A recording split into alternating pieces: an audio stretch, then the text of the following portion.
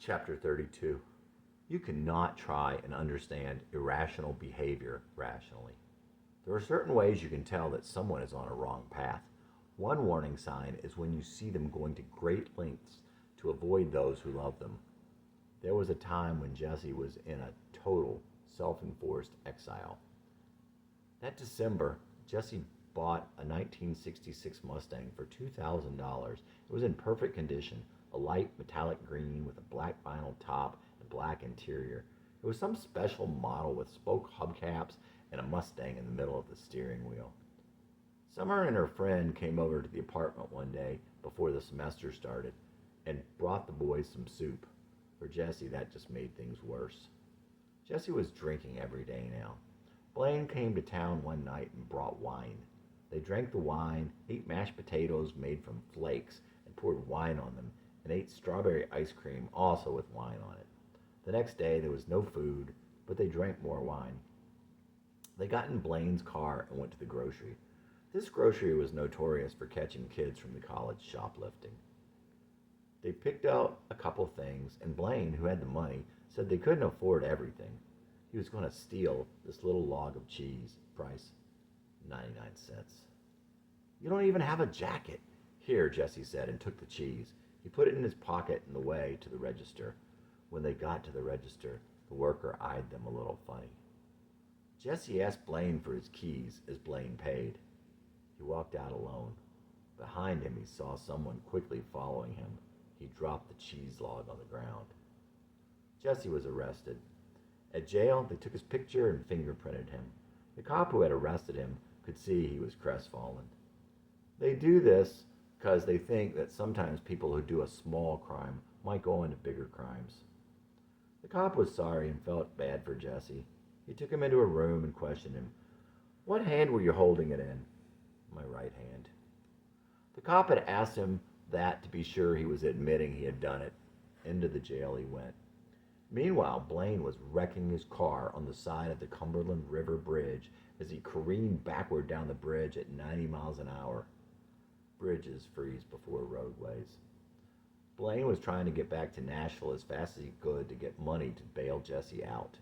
It wasn't necessary. He would be released on his own recognizance the next morning, but Blaine didn't know that. Blaine called his mother for help after the wreck, and Blaine's mother called Jesse's mother and told her what happened.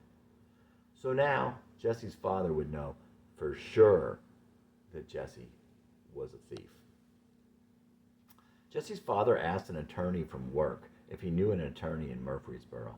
He checked and found out that Jesse wouldn't need an attorney, that he should just go ahead and plead guilty since it was only a misdemeanor.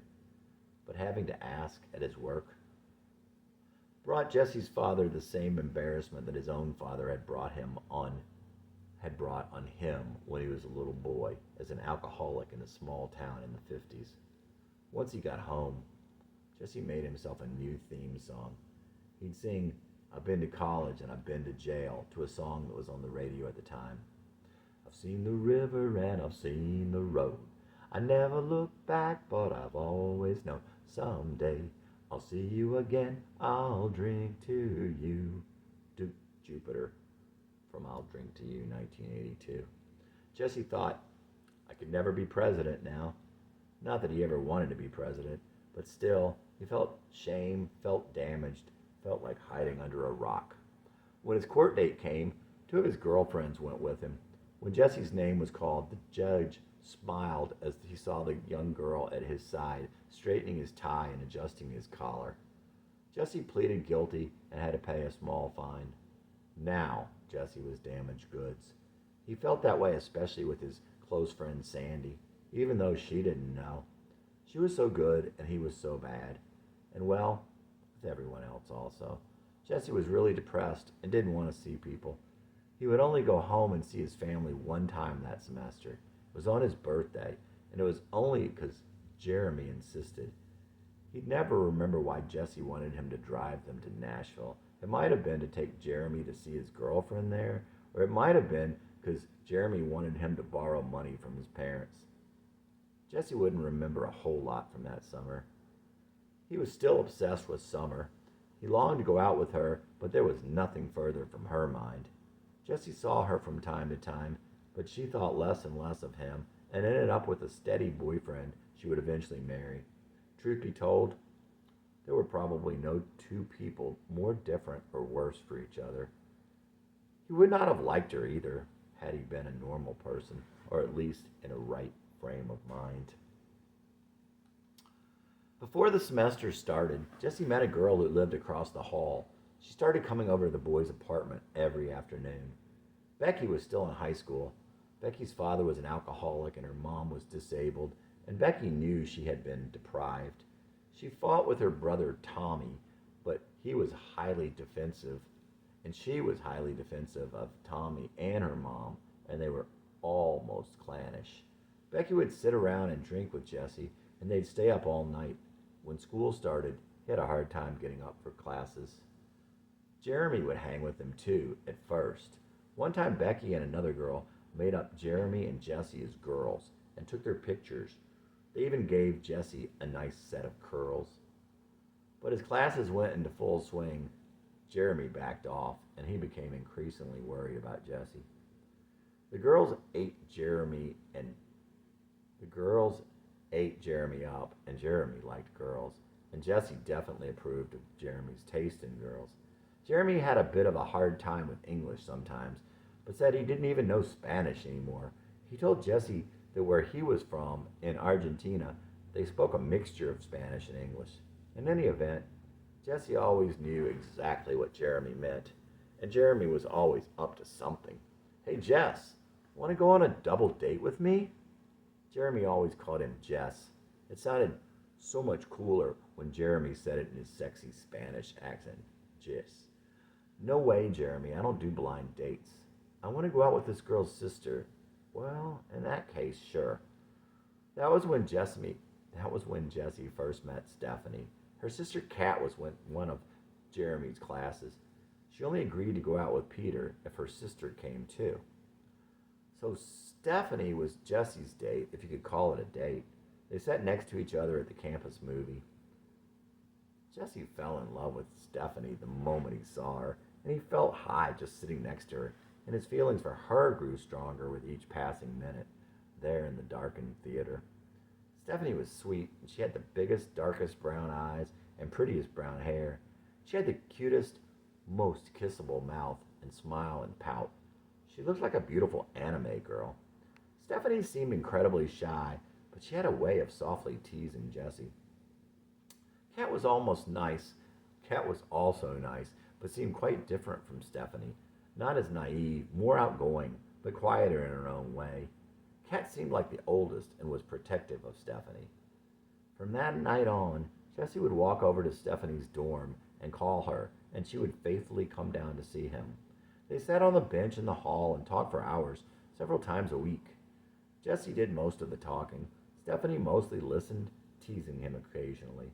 It was all so sweet and innocent. They would never kiss. They would never even go out. Stephanie really liked Jessie, but she was really shy, and she just didn't know how to tell him how she felt. And Jessie was too intimidated to ever ask her out. It was like one of those cute and sad movies where the young kids loved each other, but never knew the other one loved them too. Like a lot of young girls, Stephanie had dreamed of having a true love when she was a young girl, someone to adore, someone who would adore her. She'd never had that adoration from her father. He never liked his daughters, and he showed it. There are few things so evil as failing to love your child, and it is unfathomable that anyone could have failed to love Stephanie. Jessie would never show Stephanie how he felt. If he had known that she thought he was adorable and that she needed him also, it might have changed everything. But it was doubtful there was anyone or anything that could have saved Jessie from his fate at this point. What Jessie did know was that he was mesmerized by Stephanie, and that he loved the dizzy feeling he got when he looked in her eyes, and the pain of seeing her every day, knowing she would always be out of reach, was outweighed by the thrill of seeing her and the sweetness of being with her. Jessie melted in her presence, and that feeling was like heroin to Jessie. Yes, it was true that her eyes sent him reeling, but it was her presence, her sweetness, and her humor that had reeled him in, even on that first night, the night they met. It was all those things and more. It was the way she made him feel better when he was sad, how she cared about him, how witty she was, how cute she was, how she tried to get him to smile. It was her soft and musical voice. It was the music of her laughter. It was all the things he wasn't. But most of all, it was her presence. Jesse would have married Stephanie right then and there. He even asked her over and over again to marry him, marry me and move to Boston, but he never asked her in a way that she could answer. One day, Stephanie borrowed a sheet of notebook paper and scribbled down a quick note. She handed it to Jesse when she was finished. To whom it may concern, by the time anyone reads this, I shall be dead by my own hand. I cannot live since Steph has refused to marry me and move to Boston. The agony of seeing her every day is slowly driving me insane, and I'd rather be dead than insane. Alone and unloved, Jesse Dillon. Jesse got mad when he read it, and Stephanie felt bad about writing it. She looked grief-stricken. She quickly crumpled the paper into a little ball, but Jesse grabbed it from her and put it in his pocket. He carefully unfolded the note later, and he kept it till the day he died. The funny thing is, the note had been Stephanie's shy way of saying yes. Anyone else would have surely known that no one but another shy soul, who also believes so strongly in love, would have come to see Jesse and sit with him every day. Stephanie wanted to tell him how she felt, but she didn't know how. It was like she was 10 and he was 12. In her 10-year-old heart, she thought teasing him and being there for him would make him realize. But at 12, come new insecurities, and Jesse had even less self-confidence than your average 12-year-old boy in love. And he had never gotten to play those games when he was that age, so he had no clue how they were supposed to be played. Stephanie was a dreamer. Kat would always say she had her head in the clouds. Jesse intuitively knew this, and he loved her all the more for it. It was very hard for Stephanie to talk to Jesse seriously because he was always joking with her, trying to entertain her, and trying to make her like him. She thought that he'd know how she felt by the fact that she was always there for him and by the things she did. But Jesse was blind, and he never would see it, even later. Like Jackson Browne said, what we see isn't what is happening at all. In reality, Stephanie was the best girlfriend Jesse ever had, and she was surely everything he had ever wanted. But Jesse would never know that she had thought of him as her boyfriend then. At some point, Kat told Jesse that Stephanie liked him. Jesse basically called her a liar. It wasn't like Kat to lie, and it was obvious, even to Jesse, that she was mad about it. Maybe if Stephanie hadn't been so beautiful, Jesse could have believed that it would be possible for her to like him. Jesse was pretty emotional at times, and he was especially emotional about Stephanie. He had hoped that Kat would argue with him about it and give him some sort of evidence that Stephanie liked him. But it wasn't to be. And the longer their relationship went on like that, the more awkward it was for them to try and change it. Maybe Stephanie could have stopped him from his fall, but Jesse felt that Stephanie was so far above him that she didn't like him in that way, and she never would. How could she? She would have saved him if she could have. Stephanie would have done anything for Jesse, and she did everything she knew to do for him. But Jesse wasn't ready to be okay. He was partying every weekend. One of his Thornhall floor mates would sign in his yearbook, "You never seem to amaze me." Jesse would never be sure if he wrote it that way on purpose or by accident. As he began to drink more and more, his visits to Stephanie's dorm became more and more erratic. His drinking was exacting a toll on many things, and Stephanie was definitely one of them. It's hard to explain how it was different with Stephanie, but it was. Jesse had crazy obsession levels with other girls, but with Stephanie it was about love, not obsession. Jesse went to see Stephanie every day he could, in spite of thinking it was completely hopeless. But ultimately, alcohol favors obsession over love. Stephanie had begun to try even harder to show him how she felt. She would hug him. She would touch his arm, his hand, his hair. But the awkwardness of trying to make a move on her at that point, combined with his fear of trying to be a man and his need of alcohol to have the courage to kiss anyone, let alone Stephanie, pretty much doomed any chances they had. Jesse would not touch Stephanie back. She even had a hard time getting him to hug her back. To some extent, this was his way of pouting at her, to tell her that he so desperately wanted her to see him as someone who could be her boyfriend, and that he thought she was just acting out of pity, because she felt sorry for him in his sadness and desperation. And at some point, Jesse changed. He came to have some inkling that she cared for him, with all the other stuff in his head, all the other things going on, and all the other girls. Jesse no longer wanted to commit. And with Stephanie at that point, of course, he would have to commit. He so didn't want to hurt her. But he hurt her nonetheless. As much as he loved her, and as desperate as he had been, he wouldn't come through for her when the time came. Jesse would come to wrong her in many ways over the course of the year. A couple times he asked her and another girl to go out with him and Blaine. They'd both think they were Jesse's date. Stephanie ended up stuck in the back seat with Blaine.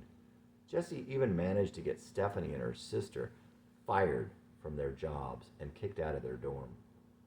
But Stephanie would never stop liking him, and she could not bring herself to be mad at him. Even though these were the things Stephanie would remember about Jesse, she'd always love and miss him, and she'd always wonder what could have been. Eventually, Stephanie just assumed that Jesse had moved on, and eventually Jesse would block it out from his memory entirely, that he had ever had any idea she liked him. He'd forget out of shame and regret. He'd only remember he loved her, and truly he did love her, more than any of the others, and that had not changed in spite of how he thought she felt. Late in the semester, when the weather was starting to warm up, Jeremy and Jesse started laying out in the sun, and Jesse bleached his hair. He had long since quit going to some of his classes, and now spent most of his time talking to girls on campus during the day and drinking at night. It's around that time that Jesse met Marie. He met her through his friend Jane, the same Jane who had the pure grain and the roommate with the centipede. Jane and Marie were sitting together at a table near the dance floor at O'Shea's. Marie was short and sort of flat-chested with pretty green eyes and freckles. She was little and childlike with soft white skin. All of this appealed to Jesse. It was mostly about her eyes, though. Gray-green with dark lashes and eyebrows under her sort of straight, tawny brown hair that wasn't quite squeaky clean and curled just a little around the edges. It was cut medium short in a cute style that accented the pixie in her. Jesse was captivated by everything about her. Jesse danced with Marie at the bar and then drove them home. A few days later, he pulled up the sidewalk to the front porch of her dorm to call on some girl he knew there. Stephanie? Marie recognized the car and the boy and came out to see him. "You want to go for a ride?" "Sure." Jesse walked over to open her door. "I like the horse on your steering wheel. Do you like the car?" "It's okay, I guess." Marie loved Mustangs, but Jesse would never know, because Marie would have never told him that. She was mischievous and teasing and flirty, and Jesse seemed cocky and arrogant. How could she have known how thin was that facade and how great his pain and need for validation? For the rest of the semester, Jesse would walk over to her dorm to see her, picking wildflowers on the way and putting them in her tawny hair. They'd sit on the huge dorm porch in the evenings. Marie was much more girl than young woman, which of course fit with Jesse being much more boy than young man, at best. Her voice was sweet and kind of soft, cute and mischievous, like a young girl's. She'd always wear the same baseball shirt when she came down to see Jesse. He didn't care if she ever wore anything else, or if it smelled like she'd never washed it, and she was just as cute as could be. He was just a little surprised. Jesse loved to listen to her sing, sitting cross-legged on the ground with her guitar. Marie had the sweetest and purest voice he had ever heard. He would love to hear her sing Rhiannon, with the extra verse that Stevie Nicks only did on the live version.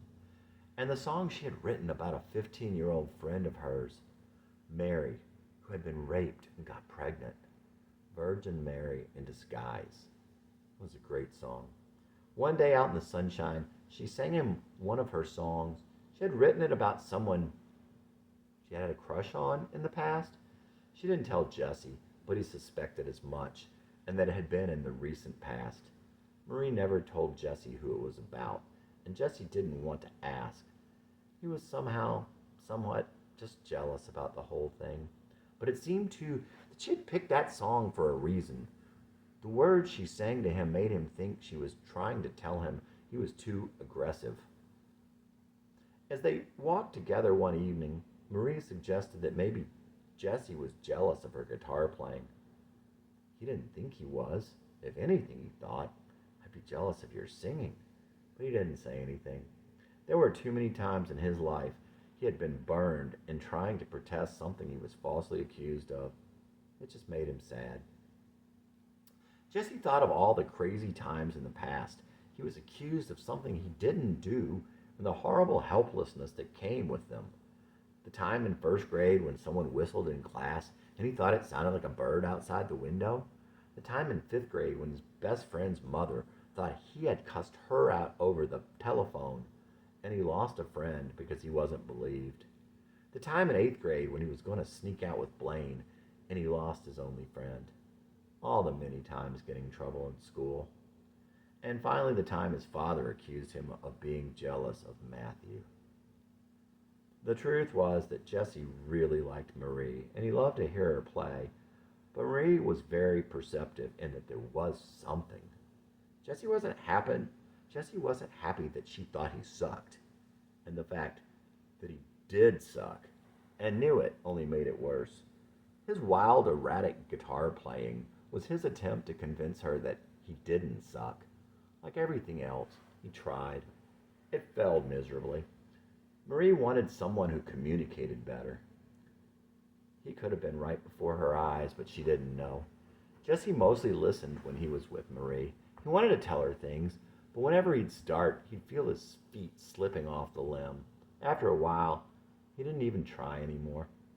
Marie believed in telling things just how they were at that point in her life. And besides, Jesse seemed like he had more than his share of self-confidence.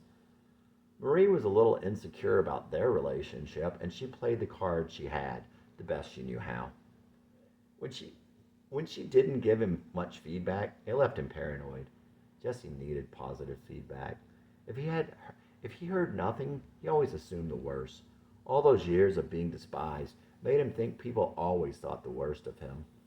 Years of only negative feedback left his self-esteem in tatters.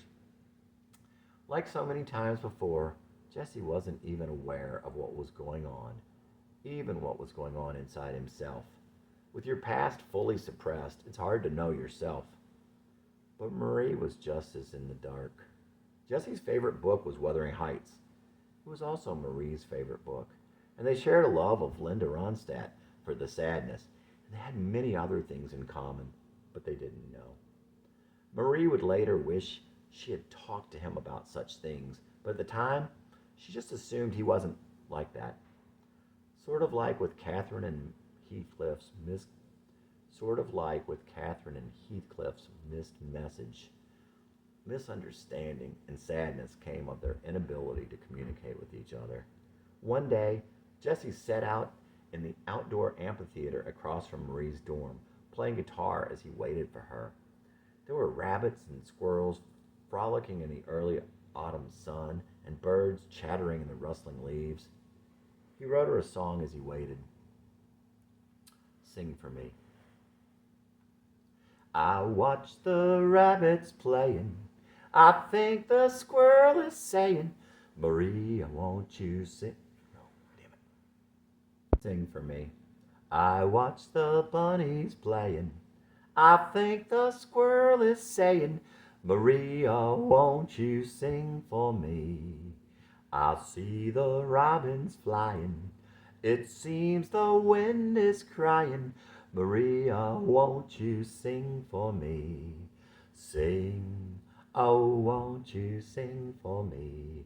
Maria, Maria, sing, sing, Oh, won't you sing for me, Maria, Maria, sing.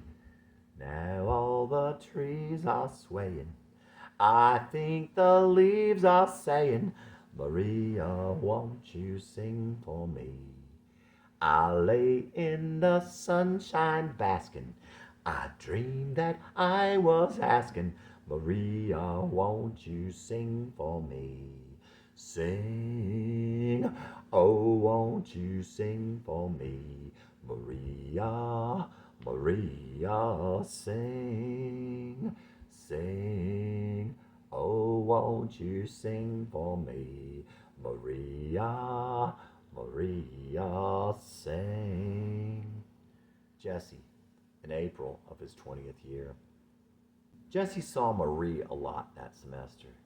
She was actually the closest he ever came to having a girlfriend, at least since Jan. Really, much more than Stephanie. They enjoyed each other, but never really got close. There was just something between them. Something was just never quite right. Jesse cared a lot about Marie, but he never was quite convinced that he wanted more. And Marie, it seemed, was afraid of something.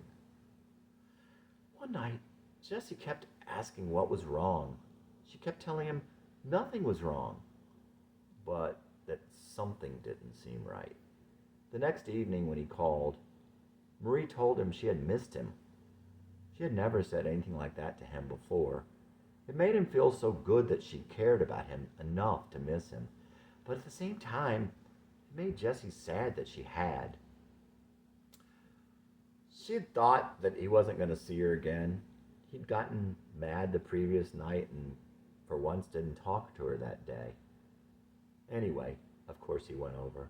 When she came down, they sat together and Marie talked about how starlings mated for life. Jesse loved to listen to Marie. When he got home, he wrote her another song, Lonely Last Night. Sing me your song about lonely last night, when nothing was wrong, but didn't seem right. Morning, you miss me before in the day. Your eyes, silent mornings, bring pools far away. Sing me your love, the starling's dependence, forlorn, fragile freedom, and wildflower pendants. Tell me your stories of where we were born, and you as a child on a shadowy morn.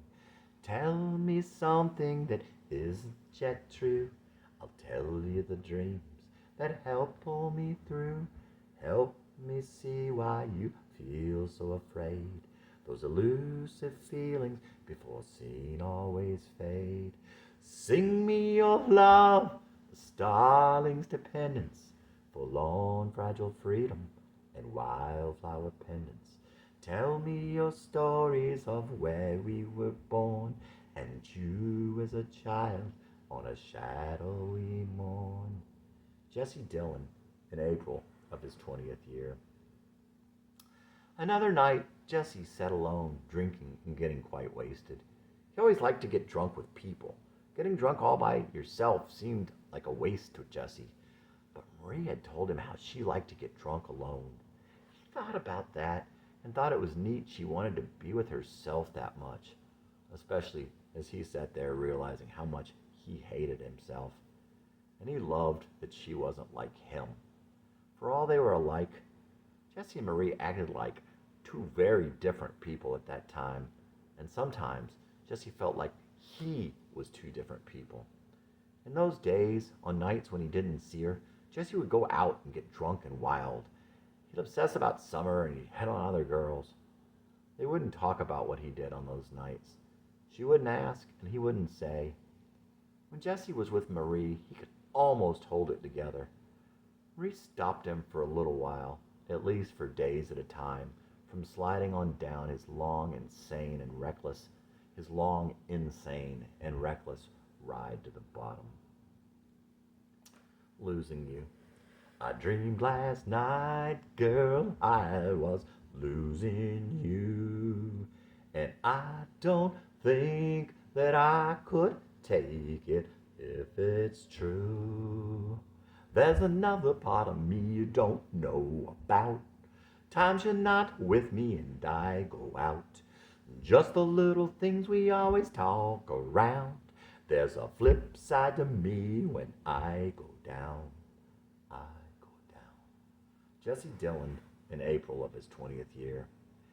A funny thing had happened to Jesse along the way. He'd begun to forget who he was, who he had been, and what he had been through. He would have died had anyone known who he had been. But he needn't have worried. There was no one who remembered, not even him. He had hidden it in such a secret place, not even he knew where it was, nor even that it existed. Little would he have guessed that Marie would have loved the sensitive and hurt little boy hiding there. He was someone she could have understood.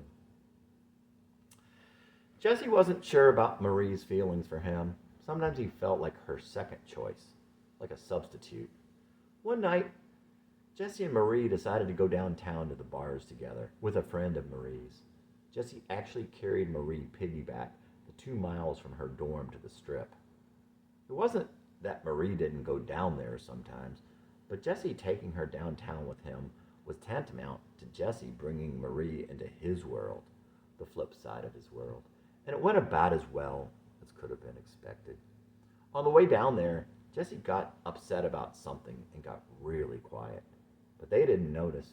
When they got to the first street, he swung her down, right into one of those oversized outdoor trash cans. He turned his back on her and went into the bar. There she stood, totally humiliated. Her girlfriend was looking at her with sympathy, which just made it that much worse. Do not go in there, Marie. Shelley could tell by the look on Marie's face. Don't do it. The scene, which would become a picture frozen in her mind, was perfectly framed by Shelley on one side and the door to the bar on the other. Marie glanced over the door as Shelley told her not to do it. She looked back at Shelley and then turned and walked in. Marie would look back on that as a defining moment in her life. Chapter 33. Jesse went home to Nashville one weekend, late in the semester, and went to a party in a parking lot with his friend Trey. Trey had a fifth of vodka, and Jesse drank a whole lot of it. He ended up falling on the gravel and cutting his hand open. He never should have driven. On the way home, he was passing cars in the parking lane. Suddenly, there was a car right in front of them stopped. He nearly pushed the car next to them out of the way with his car, but he still sideswiped the parked car. It was that or die. Trey thought they were going to die. Jesse called Blaine. They dropped Trey off as they went to ditch the car somewhere. They tried to park next to the lake. For some reason, they decided that was a bad idea. But when they went to move it, it was stuck. Jesse got blood all over the trunk when they pushed it. Finally, they left it by the side of the expressway somewhere. The next morning, horribly hungover, he went back to MTSU and reported the car stolen. He said that he had left it in a parking lot with a dead battery. When he came back to jump it, it was gone. The next day, the police called Jesse and told him that his car had been found by the side of the expressway. They asked him some questions, and pretty much that was it. Is your hair blonde?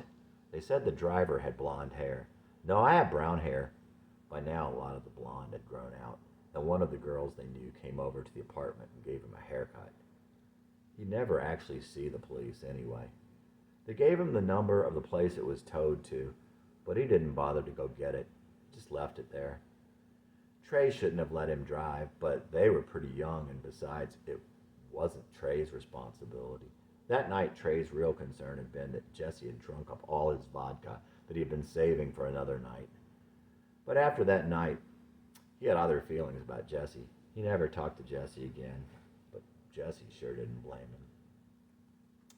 Jeremy's father was an importer-exporter back in Argentina. His father seemed to have high expectations for Jeremy, which put a lot of pressure on him, and Jeremy was starting to struggle at school. One night, Jeremy and Jesse went out to the disco and danced with girls till it closed. Afterward, they walked home since neither had a car at that point. Jeremy began a rampage, using his taekwondo kicks on everything in their path. Jesse kept up pretty well.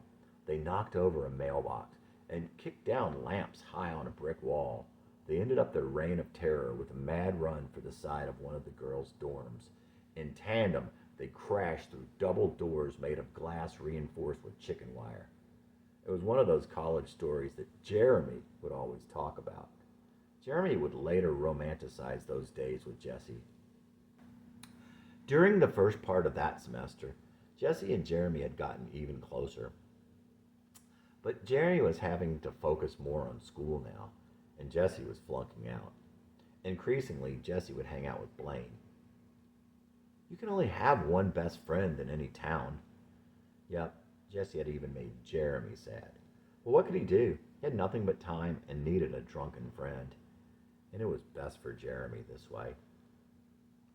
Never underestimate the danger of running with the wrong crowd, even if you are one part of the wrong crowd. Toward the spring, Jeremy and Jesse did get to hang out on the weekends more. They sometimes went to a place called Silent Creek. Silent Creek was a big, flat, open expanse of creek right through a short path from a gravel parking lot, perfect for hanging out and drinking, not to mention the woods on the other side. One day, there were a bunch of them out there, drunken, shirtless savages listening to Mr. Roboto. Jeremy and Jesse went into the woods to pee. They saw some crazy giant bird. Turned out to be a peahen. Jeremy threw a rock at the bird. Jesse grabbed a medium-sized rock and threw a strike right into the peahen's side. Thwack! It was a sickening sound. Just another thing Jesse would always feel guilty about. One of Jeremy's friends from class was a girl named Bailey Bremer. It was never clear which of his girlfriends were friends and which he might be dating, but Bailey seemed to be in the former camp. Bailey was a cute sorority girl with dark eyes and thick wavy hair. She was a little bit on the big bone side, but very pretty. She was a little conflicted also. She was in a sorority, but admitted to being bothered about hanging out in the boys' apartment, which was as big as her mother's place. One day, Jesse had written Jeremy a note about bringing back some girl, that Jeremy should be sure and have her come into Jesse's bed when she got there. Bailey. When Bailey came over, she saw the note and picked it up. Even though Bailey was Jeremy's friend, Jesse was embarrassed and tried to get it from her before she could read it. They wrestled for a long time. She felt good in his arms, and he did get the note. They talked one time about guys dating girls that were bigger than them. She wasn't as big as Jesse, but he was still kind of thin, and she was fairly big. She liked Jesse, and he liked her also, but there just seemed to be a line somewhere. They were just too different. By this time, Jesse had quit going to classes entirely. One weekend, Blaine and Rick came down to visit Jesse. They all went over to the apartment of a girl who lived in the complex. She was a friend of Becky's. Becky had quit high school by then and spent most of her time hanging out with girls from the college who lived in the apartment complex. Becky'd had a thing for Jesse, but by now she knew it wasn't happening. They remained friends, but she certainly liked seeing him fall and sometimes helped along the inevitable. The party started out pretty quiet, mostly just the girls and Jesse and his friends, all sitting around the apartment drinking. A girl named Sammy was there also. Another friend of theirs had one time said of Blaine and Jesse, "I wouldn't take those two to a dog show." Sammy didn't seem to think any more of Jesse than that. After a while, Sammy and Jesse were sitting close to one another. She took him by the hand and led him out into the hall and pulled down an attic stair. Up they climbed, closed the door behind them, and sat up there making out. A while later, the door opened. It was Rick. "What you doing?" He was bored of the party since he didn't know anyone there. They climbed down. A minute later, there was a loud crash, and Jesse had blood on his face. Some asshole had thrown a beer bottle through the window over the entry door, and it hit Jesse on the cheek. They all scattered, and Jesse ran back to his apartment. The police were knocking on the door to their apartment. Obviously, the manager had sent them over there. Jeremy, who was also drunk, put Clearasil over the cut and helped Jesse jump out the window. Later that night, the apartment manager was yelling at Gene when Jeremy came in with Gene's motorcycle helmet on for protection. It was quite a sight. Eventually, Jesse went back to Nashville to get his car. The insurance company had to pay over $300 in storage costs. Furthermore, he had never paid the second part of the car insurance premium. They had to pay even though his policy had been canceled since it had been insured at the time. Jeremy had been dating a pretty girl from Chattanooga named Elaine. She had long, silky blonde hair. He said she looked like a secretary, and he meant it in the best way. Near the end of the semester, Jeremy had a new love interest. He encouraged Jesse to ask Elaine out. One beautiful late spring day, Jesse asked her if she wanted to drive out to Silent Creek with him and drink beer. They parked in some isolated place by the creek and sat on the car drinking. They drank and talked till dark. She talked about her life, and he told her about the pressure he felt and how miserable he was. Jesse got pretty drunk, and it was very dark when they left. As he drove down the winding back roads, a big pickup came up on them in the other lane. There really wasn't room for both, and Jesse steered to the shoulder. Well, had there been a shoulder. The Mustang went off the road and landed on its side. "Are you okay?" "Yes, just get out your side." The pickup folks came back around and towed him out. He took Elaine home, but the car was not running well at all. The next day, he took it to a shop. No oil. The oil pump had been torn off. The fender was a mess also. One day, at the end of the school year, Jesse was sitting with Sandy and looking really sad, staring out the window of the cafeteria. "I wish I could just start walking." "If you are so unhappy, maybe you should quit." Sandy was still dating Jean, but she had always liked Jesse. But she felt so bad for him now. She would miss him, but she couldn't stand to see him this way. Jesse and another guy in the cafeteria used to joke about the girls at MTSU. "Where are all the good ones?" "Not here, I guess." It wasn't directed at Sandy at all. She and the other girls at the table were dating other guys. Later, when Jesse told her that he was not coming back, she gave him a couple pictures of herself. On the back of each of them, she had written, "Not here." Jeremy and Jesse had really drifted apart toward the end. Jeremy and Jean had gotten involved with a group of campus evangelists. Jeremy wasn't a follower, but the navigators came and changed that. Still, he would never go full in. Like everything else, Jeremy used his accent, charm, and laugh as an excuse to stay on the perimeter. But Jesse and Jeremy were following different paths now. Jeremy would later tell Jesse, "You don't know how many people prayed for you back then." But those times were not over yet. As the semester came to a close, Jesse applied for a job at the Walmart they had just built across the street. He had to take a paper lie detector test as part of the application, kind of a psychological evaluation. But they actually hired the people in before they had the results back. Jesse had said that he had not stolen anything or committed any crime, and needless to say, Jesse thought he would be fired. When the results came back, some people would be fired. There wasn't a lot of sympathy among the ones who remained. Like, if you're a thief, you need to admit it.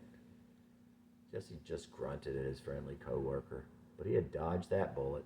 Still, he felt like damaged goods, too damaged to even be worthy of a job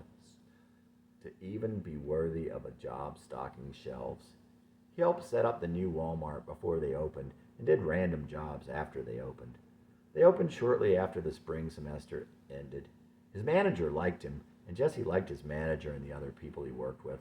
Jesse had a bit of a crush on a young married coworker. There wasn't anyone else around at that point. One day he walked around wearing a plastic flower that had fallen off on the floor. The purple looked good with his newly rebleached blonde hair. "Do you like my flowers?" "I don't like guys that wear flowers." "Oh well." During this time, Jesse found out his father had gotten a big promotion. With the best of intentions, Jesse walked over to the florist and ordered flowers to be sent to his father at work. The florist said she could just send him a bill. Jesse would never pay that bill, and the florist ended up sending it to his father's work. Jesse's father was quite proud when the flowers had come, but even more embarrassed when the bill came that the people who worked for him would see. Jesse stayed in the apartment until he was about to be evicted. He let a guy he had met earlier in the year move in with him. Kurt had no money, but told him that he would pay Jesse back. Jesse also loaned him money. Kurt and Jesse moved to another cheaper apartment on Rutherford Avenue near downtown. It was furnished, so all Jesse brought with him were his clothes. Well, and a few stop signs and other street signs that he had torn off their posts to adorn the walls. He even left the old sofas and table that he had brought from his parents' house. Kurt was a selfish, sneaky kind of guy. He seemed quite all right to talk to, but you would have to wonder why he didn't seem to have other friends. But Jesse didn't pick up on any of that. Kurt had a girlfriend with acne issues who was sort of rich and kind of snotty. Kurt cheated on his girlfriend all the time. One time he cheated on her with two girls at the same time, right in front of Jesse. He came in the apartment and brought them both into his bedroom and shut the door. One day, Jesse walked in at the new apartment, and Kurt and his girlfriend were there. "I saw your list." Jesse had made a list of everything Kurt owed him. "Oh, thanks a lot for writing everything down." You're welcome." What Jesse didn't know was that Kurt had told his girlfriend that it was a list of what Jesse owed Kurt. She was quite the naive girl anyway. Jesse was to run into another of her future boyfriends that same year, who would also lie about what happened between him and Jesse. With the college year over, Jesse was lonely. He didn't have any girls to bother, and he didn't really know anyone in town. From time to time, Jesse would go to Bridgewater to visit Marie at her parents' house. One time her brother answered the door. "It's your lover, boy." Marie was so embarrassed. She hadn't been. She needn't have been. Jesse didn't get it. He had no clue she felt that way about him. Even to think so would have warmed his heart and brought him to tears. The first time, Marie took Jesse to her room and showed him her record collection. There were mostly new wave bands and bands with female leads like Fleetwood Mac, Heart, Elvis Costello, The Pretenders, and the Motels. She also played electric guitar for him in the empty garage with her sister playing along. They were really good. It was obvious that Marie's little sister idolized her. One time Kurt came along. They picked up Marie and her little sister and went to Hickory Lake, which was really nothing more than a dirty, wide spot in the Cumberland River. It was an odd group that day, as Marie's very chubby little sister walked along with Jesse and Kurt and Marie. Kurt didn't seem to be happy about the situation. Marie looked so vulnerable in her black one-piece. Little and vaguely pear-shaped, pale, white skin and dark hair poking out, untrimmed. She was innocent and naive as Jesse had been, and maybe still was. If he remembered correctly later, she had fine dark hair on her arms and some small pimples on her partially bare back. She was clearly not a slave to vanity. She was awkward. She didn't seem to care that she and her sister were in bathing suits and the boys were not. The kind of awkward that was not aware. Jesse had only been aware of the kind of awkward that was aware of being awkward, feeling awkward. Jesse thought she was as cute as the day was long. When they returned to Marie's house, they decided to go see a movie. Marie wanted to see Making Love. Neither Jesse nor Scott had heard of it. It turned out to be about a married man who was gay and supposedly didn't know. Eventually, every night he went trolling for random guys to hook up with. Naive Jesse found it pretty upsetting, but Scott was pissed. The next time he went to Marie's house, they hung out in her room again. When evening came and it had cooled down, they went for a walk and then sat down on a curb, just the two of them, in the still of a warm summer evening on the end of a quiet street in Marie's neighborhood in Bridgewater. There was a slight breeze that rustled the trees above their heads ever so gently, and the stars were far and dim. After a while, Jesse asked Marie about the movie, teasingly in his awkward way. "So, why did you want to see that movie?" "I just heard it was good." "But you really wanted to see it. How come?" "Did Jane tell you I was gay?" "What?" You could have knocked Jesse over with a feather. "Did she tell you? She promised she wouldn't." "No, I guess you are telling me. But why would you go out with me? I like the way guys look, but I like the way girls make love. That wasn't really good on Jessie's fragile ego. Well, what do you like? It wasn't really making love she was talking about, he thought. She liked cuddling and being rocked. So Jessie immediately tried to do those things, but it was just too forced and not good for either of them. Again, he was just awkward when he wanted to be sincere and, well, to keep her. Would you just hold me? She quietly asked him. Jessie held Marie in his arms, both of them looking more like 14 than 20. And in their hearts, they were just two little kids who wanted to connect but didn't know how. He held her, but there was too much energy, and still that certain awkwardness. If he could have let go, he could have kept holding her. It would have been from his heart, and she would have felt it. But the ticking of some faraway clock was the enemy, so he couldn't let go. It was just too forced, and it wasn't going to be. Awkward. The bad kind of awkward. The awkwardness that pierced you with an acute awareness of being awkward. His kind of awkward, not hers. One day, she would feel that kind of awkwardness looking back on the time she was unaware of her awkwardness. That's how it had started for him. Later that summer, Jessie and Blaine were drinking and driving around and stopped by to visit Marie for lack of anything better to do. When it got dark, she told them it was time they needed to go. They walked out to the driveway and turned on the car stereo and sat there, leaning on Blaine's car, loudly blaring Young Girl and others of their favorites, singing along even louder. Marie came out and begged them to go before her father came out. No one could tell Blaine what to do at this point, but Jessie saw how upset she was and finally convinced Blaine to get in the car and go. Jessie would come to wonder if Marie's father was the reason for the things about her that he could not understand at the time. What Jessie never would realize is that he himself had hurt her badly. After a few weeks, Kurt moved back home, leaving Jessie all alone again. He kind of liked the solitary life. Going to the grocery to get eggs and bacon and bread, cooking breakfast on the gas stove. Every day he would work at Walmart, and in the evening ride a bike back to his apartment across town, stop at Sea Urns on the way. Jessie would walk up to the bar and say, "Quarter blast me," handing the bartender two $1 bills. The bartender would then line up 8 frosted mugs of Blatz from the tap. It would take about 30 minutes to drink them, and then Jessie would continue home, still sober enough to ride his bike before it all kicked in. Before work, he would lie out in the sun, listening to Asia. It was the heat of the moment shone in her eyes. This was the most stable Jessie had ever been. He had a job and an apartment. He had a checking account and paid the bills. Maybe he could make it on his own. One day, some regional managers were coming to Jessie's Walmart to visit. Jessie's boss told him he had to go home and get his tie. Jessie liked his boss a lot, but halfway home, he decided he was tired of his job and tired of his loner life. He was lonely. He wasn't going back. When Jessie got to his apartment, he called Blaine. Blaine drove in from Nashville, and they started pounding beer. Blaine had brought his own beer, and when they finished, they started on the ever-present 12-pack of Busch in Jessie's fridge.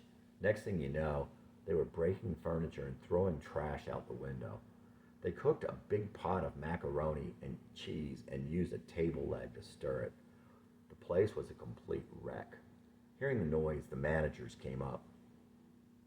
One look at the apartment, and the man reached down and grabbed a piece of the broken furniture, held it up like a club, and told them to get out.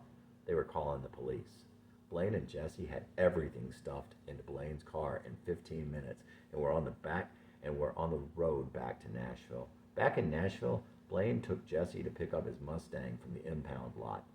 Jessie drove back to his old house. So Jessie was back at his parents' house, having flunked out of school. Jessie hung out with Blaine and Rick and Bill, who lived next door to Jessie's first girlfriend, Jan. One sunny day, Jessie was on the phone with Blaine. Blaine was telling him how Bill was saying that he was a loser. Jesse knew a lot of bad stuff about the guy and wasn't too happy hearing that he was trashing him. Well, you can tell him he can suck my dick. Jesse's father yelled from the other room. I am not going to have that kind of fucking language in my house. Jesse laughed. His father came quickly into the room and got right up in his face. Jesse tried to walk away as his father was cussing at him, but his father managed to get in front of him as Jesse was walking out the front door. Jesse did the unthinkable.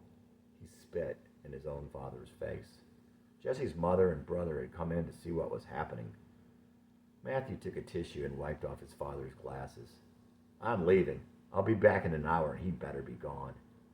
Jesse's mother called Jesse's grandmother. Jesse packed his car and headed for North Carolina in the Mustang. The master cylinder was leaking brake fluid, so it was quite a drive, especially through the mountains around Asheville. At first he stayed with his grandmother in Asheboro. Asheboro was a pretty small town in western North Carolina where not everyone knew each other, but every family had its reputation, and it could feel quite claustrophobic to those who had something embarrassing in their past or their family's past. That's why Jesse's father swore he'd never go back, and never did. His grandmother tried to get Jesse a job at a factory, which scared him to death. She tried a couple of other places where she knew the managers, without any luck. But Jesse didn't want to work there anyway, and ultimately, he couldn't stand the isolation. Her neighbor from Wilkes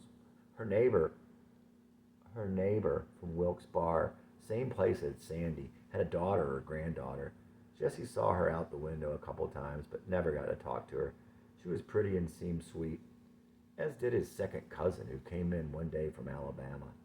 She gave him a quick nod as she used the phone and was gone just like that. He had quick crushes on both of them, but would never see either of them again.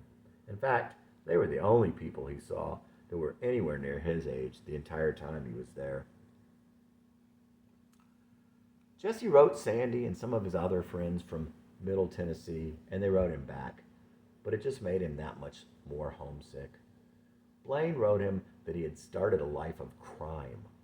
Jesse wrote back begging him to stop, but he couldn't convince Blaine, and Blaine was arrested shortly thereafter. Eventually, Jesse called his other grandmother an hour and a half away in Charlotte. Reluctantly, she told him he could come. The day after he arrived at her place, Jesse's uncle from the mountains between Boone and Blowing Rock showed up unexpectedly and told Jesse he wanted him to come up there. Truth was, his grandmother had no idea what to do with him. Jesse stayed in the mountains for a couple of weeks. His uncle tried to get him to help out, but Jesse wasn't much help. It was a time of eating brown noodles every day and taking baths in the freezing water in the pool that came up from the stream off the higher mountains. He would coax himself to jump in, telling himself if he jumped in on 3, that he would one day have Carrie. She had never left his heart, but something in the events of the last year had brought her back to the front. He played his guitar, killed a copperhead, and took the daily swim in the pool.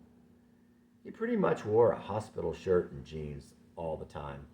One day his aunt and uncle took him to Appalachian State University. It was amazing and crawling with cute girls.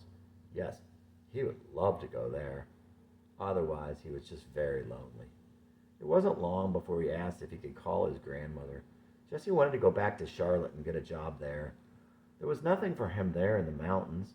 Resigned to the fact that he'd be there eventually, she let him come back. She had a cramped 2-bedroom duplex, and Jesse stayed in the second bedroom, which she had used for books and storage. It was small and crowded, but it was plenty of space for Jesse. Jesse got a job at a pizza inn and a second job at a sandwich shop and bar in a little mall down the street from the duplex. As he had on other jobs he had had before, he did a lousy job at both, and he was still lonely and homesick. He was working all the time and never met anyone. His grandmother looked at him curiously one afternoon. You know, it seems like you like to play your guitar to relieve tension. Jesse had never realized that. This grandmother also had a neighbor girl who looked to be 18 or 20. She was pretty with a cute little body and maybe some acne scars, and a boyfriend who dropped her home every night around midnight. Jesse would watch them out the window and spend a lot of time thinking about this other little girl next door. But mostly he dreamed of Marie and Stephanie and Tori and Summer and Sandy and his friends at Middle Tennessee. He missed his brother also. He saved all his money and sent Matthew $100 for his birthday at the beginning of August. His grandmother asked him what he was saving all that money for. It was only $700, but it was pretty much all he had made. He had spent a few $100s getting his car fixed. After she asked, he gave her $300 for rent. He was nearing the end and would probably need the rest. First, he was fired from the sandwich shop for saying, "Fuck you," to a relative of the owner when she yelled at him about putting too much something on a sandwich. He saw the owner when he came back in to pick up his check. "You can come back, just apologize to her." "No, thank you anyway." A week later, he quit his other job. The next day, he packed up the Mustang and headed home. When Jesse got back to town, he drove to Catawba Park, found a nice spot, pulled off his usual hospital shirt and laid in the sun, with his bleached blonde hair and laying there in the general vicinity of Fag Hill. It was inevitable that he would attract attention, but Jesse was unawares as usual. The lone guy nearby moved several times, each time closer to Jesse. Jesse beat a hasty retreat. He went to his parents' house for something. He never would remember just what it was. Maybe it was just to talk to Matthew. It was a bright, sunny summer afternoon. Jesse walked up to the door just as his father was walking out. He took one look at Jesse's bleached hair and said, "Your hair looks like shit." That was all he said, and he continued on his way to his car. He had thought that Jesse knew about his affair with his secretary and had come to kick him out. No, Jesse was clueless as usual. Thinking he had been caught, Jesse's father told his mother about the affair. He moved out that night, but they did not split up. Jesse's mother left the decision in his father's hand, but he did not make one. So Jesse had a place to stay. It was unclear where he had been thinking that he was going to stay. He probably hadn't thought that far. It was nearing the end of the summer. Jesse put the Mustang for sale and made plans to go back to MTSU in the fall. It can never be like it was. Chapter 34. Jesse tried calling Mandy, of course, but there was so much water under the bridge, so much collateral damage. Time passed, and he had to see her again. One night after work, he told Matthew and Rebecca he had to go over to her sister's house, where she was now staying. By that time it was late, but Jesse was insistent. His brother didn't want Jesse to drive his car if he might be upset, and Rebecca said she knew the way, so it was going to be a threesome. When they got to the house, though, Jesse had to go on alone. Parked across the street, Rebecca and Matthew watched as Jesse made his way to the door. It was a chilly night, and the cold air further exhilarated his consciousness. Before he could reach the door, he turned as he felt someone approaching. Stone-faced, she strolled up the walk, but Jesse could see the anger in her eyes. Half startled, Jesse could only stammer, "Where are you coming from?" Running, Mandy deadpanned as she brushed by him in her sweats. Stepping back, he was between Mandy and the door. "Could we talk?" "Isn't that what we're doing?" she asked cruelly. "I'm going in now." Mandy pushed by the stunned Jesse and shut the door in his face, just as she shut him out of her heart. There he stood in the darkness with the stars and the chill, so alone. But he couldn't leave.